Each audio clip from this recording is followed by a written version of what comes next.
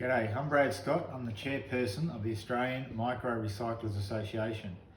4 years ago when we started our micro recycling operation, there was very limited resources in Australia. We were making our own machines based on YouTube videos with precious plastic. So we've made a lot of mistakes, done a lot of R&D and a lot of water under the bridge since that time. We've started the Micro Recyclers Association so we could help other people start their journey to micro recycling. We've also done it to bring all of the other people in the ecosystem, if you like, together and the network. So in micro recycling, it's not just about plastic either.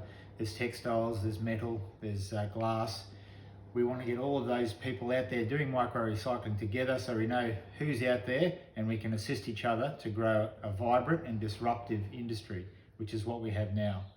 So as an association, we've become members with ACOR, so we do have a direct voice through ACOR to government, and we're starting to grow our numbers to become a legitimate body of industry professionals where technology is caught up now and we can do a lot of high quality work with micro recycling. So the idea is to decentralise the problem of recycling and have it all over Australia as opposed to just in the capital cities, and have lots and lots and lots of people doing micro recycling. So if you're interested, please join the association, ask any questions, and we'd love to have you on board.